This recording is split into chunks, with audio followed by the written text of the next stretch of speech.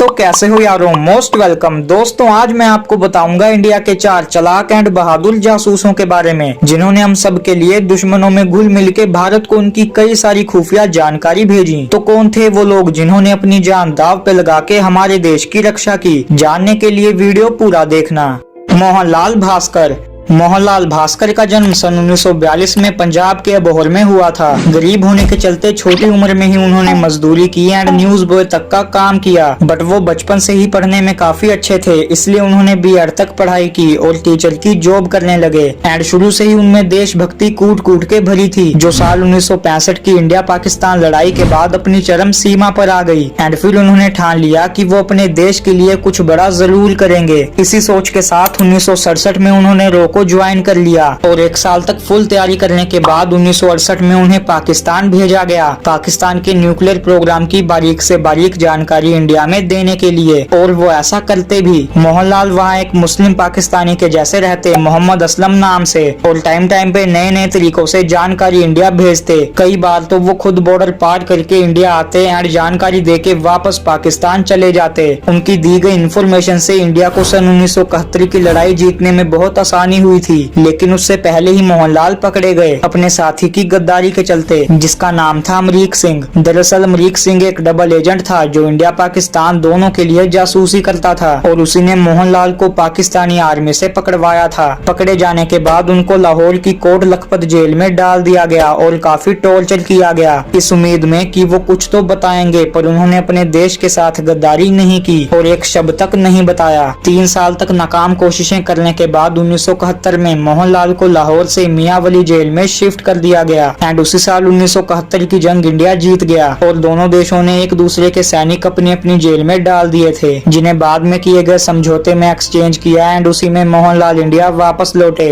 रविंद्र कौशिक। रविंद्र कौशिक का जन्म 11 अप्रैल 1952 को हुआ था, राजस्थान के श्री गंगानगर में। उन्हें बचपन से ही एक्टिंग का बहुत शौक था और वो बड़े होकर बने एक थिएटर आर्टिस्ट। एक दिन वो लखनऊ में शो कर रहे थे, जिसमें वो आर्मी ऑफिसर बने थे। वहाँ उनकी एक्टिंग कुछ रॉ एजेंट्स ने देखी एंड उन्होंने रविंद्र को दिल्ली बुलाया सरकारी नौकरी का ऑफर देके। और दिल्ली बुला के रॉ एजेंट ने उन्हें बताया कि उनके लिए पाकिस्तान में जासूसी करने की नौकरी है। एंड रविंद्र ने काम करने के लिए तुरंत हामी भर दी, क्योंकि उनके पिता इंडियन एयर फोर्स में थे एंड वो भी देश के लिए कुछ करना चाहते थे। रो एजेंट ने ये भी कहा कि तुम क्या करते हो किसी को नहीं बताना, यहाँ तक कि खुद की फैमिली को भी। एंड अगर तुम पकड़े गए तो कोई भी तुम्हें नहीं बचा पाएगा। पर फिर भी वो ये जोखिम भरा काम करने के लिए तैयार हो गए। इसके लिए सबसे पहले उन्होंने अपनी फैमिली को झूठ बोला कि उनकी दुबई में नौकरी लग गई है और वो जा रहे हैं दुबई, जबकि वो गए अमृतसर। वहाँ उन्हें मुस्लिम बनाया गया, मुसलमानों जैसे रहने की अच्छे से ट्रेनिंग दी गई और लास्ट में उनका नाम चेंज किया रविंद्र कौशिक से नाबी अहमद शकीर। इसके बाद 23 साल की उम्र में साल 1975 को उन्हें बॉर्डर पार करवा के भेज दिया गया पाकिस्तान, जहां वो एक आम आदमी की तरह रहते और किसी को शक नहीं होने देते।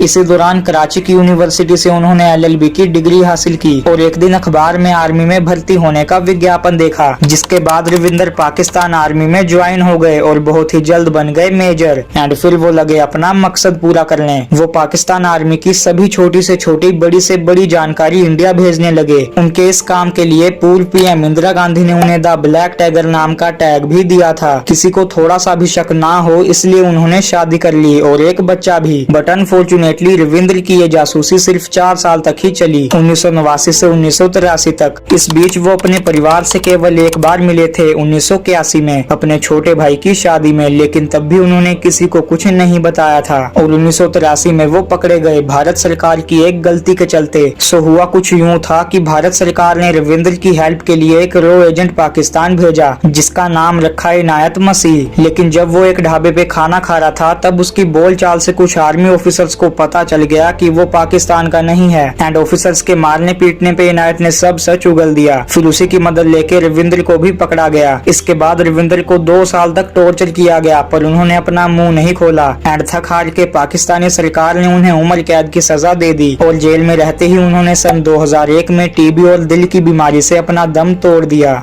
सरस्वती राजमनी। सरस्वती राजमनी का जन्म 11 जनवरी 1927 को म्यांमार के यंगून में हुआ था। वो इंडिया की पहली फीमेल स्पाई थीं, जो एक रिच फैमिली से बिलोंग करती थीं। उनके पिता के पास एक सोने की खदान थी। उस वक्त हमारा देश आजादी की लड़ाई लड़ रहा था एंड राजमनी की पूरी फैमिली इसकी कट्टर सपोर्टर थी। एक दिन सुभाष चंद्र बोस जी ने भाषण दिया कि तुम हमें खून दो, हम तुम्हें आजादी देंगे। इस भाषण ने राजमनी का दिल जीत लिया, जिससे प्रभावित होकर उन्होंने अपनी सारी ज्वेलरी आर्मी को दान कर दी, जिसे लौटाने सुभाष जी उनके पास आए थे, ये सोचकर कि अनजाने में उसने दान की होगी। बट राजमनी ने उसे वापस लेने से मना कर दिया एंड वो साल 1942 में INA में एज ए स्पाई ज्वाइन हुई और उनके साथ 4 अन्य स्पाइस को कलकत्ता के ब्रिटिश मिलिट्री कैंप में एज ए वर्कर भेजा गया, जहां से उन्होंने अगले 2 सालों तक अंग्रेजों के बारे में बहुत सी इंपॉर्टेंट जानकारी INA को दी। यहाँ तक कि 5 स्पाइस ने मिलकर ब्रिटिशर्स का सुभाष जी की जान लेने का प्लान भी सफल ना होने दिया। इसके अलावा कई और खुफिया जानकारी भी दी। बट हर दिन के जैसे एक दिन जासूसी करते हुए उनकी एक साथी पकड़ी गई, तो उसे बचाने के लिए राजमनी डांसर के रूप में अंदर गईं, जहां उनकी साथी थी। वहां के गार्ड को नशीली ड्रिंक पिलाई और अपनी साथी को लेके वहां से भाग गईं। हालांकि एक गार्ड ने गोली चलाई थी जो उनके पैर में लगी, पर तब भी वो अपने आप को संभाल के वहां से भाग निकली।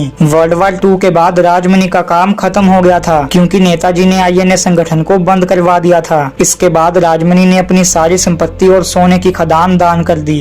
अजीत डोभाल का जन्म 20 जनवरी 1945 को उत्तराखंड में हुआ था। उनके पिता मिलिट्री में मेजर की पोस्ट पे थे, इसलिए उन्हें आर्मी की बहुत जानकारी थी और वो भी देश की सेवा बड़े लेवल पे करना चाहते थे। इसके लिए अजीत ने अपनी स्कूलिंग राजस्थान से की एंड 1967 में आगरा की यूनिवर्सिटी से ग्रेजुएशन करके UPSC क्रैक की, जिसके बाद उन्हें केरल में IPS ऑफिसर बना दिया गया। केरल में उस टाइम काफी दंगे हो रहे थे, जिन्हें सरकार हैंडल नहीं कर पा रही थी, बट अजीत ने कुछ ही दिनों में सब सही कर दिया। उनकी यही बहादुरी देख दिल्ली से उन्हें बुलावा आया और वहां उनको इंटेलिजेंस ब्यूरो में रखा गया। अजीत ने IB में रहते हुए अपनी चालाकी से कई सारे आतंकवादी हमलों से भारत को बचाया, जिनके बाद उन्हें पाकिस्तान में जासूसी करने को कहा गया, जिसके लिए अजीत रेडी हो गए और फिर उन्हें भेज दिया गया पाकिस्तान। वहाँ अजीत बिल्कुल किसी नॉर्मल पाकिस्तानी के जैसे रहते थे, जिससे किसी को उन पर थोड़ा सा भी शक नहीं होता। एंड इसी तरह पूरे 7 साल तक उन्होंने पाकिस्तान इंटेलिजेंस की A to Z खबर भारत को दी। बीच में एक आदमी ने अजीत के कान छेदे होने से उन्हें पहचान लिया था कि वो हिंदू हैं, पर उसने किसी को कुछ नहीं बताया, क्योंकि वो खुद हिंदू था। वो भी पाकिस्तान में मुस्लिम बन के रह रहा था। इस इंसिडेंट के बाद अजीत ने अपने कान की सर्जरी करवाई और बिना पकड़े अपना काम खत्म करके वापस भारत आ गए। इस महान काम के लिए अजीत को कीर्ति चक्र से सम्मानित भी किया गया था और इंडियन जेम्स बॉन्ड का टाइटल दिया गया। एंड 2014 के बाद से अब तक वो भारत के नेशनल सिक्योरिटी एडवाइजर हैं।